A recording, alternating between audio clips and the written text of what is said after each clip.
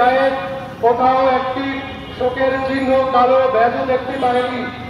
রাষ্ট্র অর্থ দিবস শোক ঘোষণা করার বা পতাকা অর্থনমিত করার কোন ঘোষণাও দেয়নি। এতটাই নির্মম হিসেবে হাজির হয়েছে। বাংলাদেশের মানুষ যখনই কোনো দুর্ঘটনা কবলিত হয়েছে, বাংলাদেশের ভেতরে সীমান্তে যখন পাখির মতো মরছে, কালচিন ফ্যাশন ওই গার্মেন্টসে যখন মানুষ করার মতো পড়ে গিয়েছে, যখন বাংলাদেশের নানান প্রান্তে দুর্ঘটনা ঘটেছে, নিমতলির মতো ভয়াবহ অগ্নি দুর্ঘটনা ঘটেছে, তখন আমরা দেখেছি সরকারের সংশ্লিষ্ট যে 8টি এজেন্সি রয়েছে তাদের মূলত দায় জনগণকে এই অগ্নি দুর্ঘটনা সহ অন্যান্য দুর্ঘটনা থেকে নিরাপদ রাখা।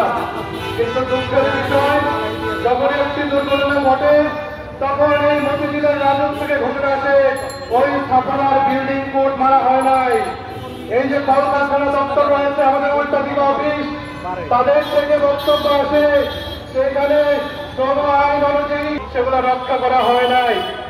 তারপরে যখন আওয়ামী এবং এই সরকারের সমর্থনে যেসব নগর পরিকল্পনাবিদ রয়েছেন তাদের পক্ষ থেকে বক্তব্য আসে অগ্নি নির্বাপন ব্যবস্থার জন্য যে সেফটি প্ল্যান সেটি অনুমোদন করা হয় নাই, সেখানে ইত্যাদি ইত্যাদি স্থাপনার অনুমতি দেওয়া হয় নাই, অতএব এই দুর্যোগটি ঘটেছে।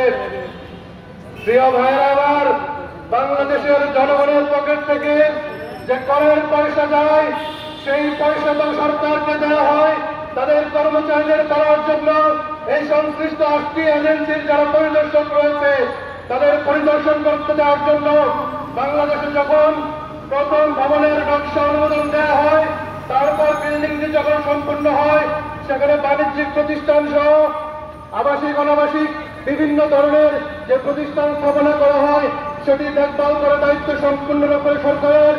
কিন্তু এই দুর্নীতিপরায়ণ প্রশাসন, এই সরকার তাদের নিজেদের স্বার্থ রক্ষার জন্য যে ঘুষের এবং চাঁদার রাজত্ব কায়েম করেছে তার দরুন কোথাও এই রেগুলেটরি অথরিটি তাদের দায়িত্ব পালন করে নাই।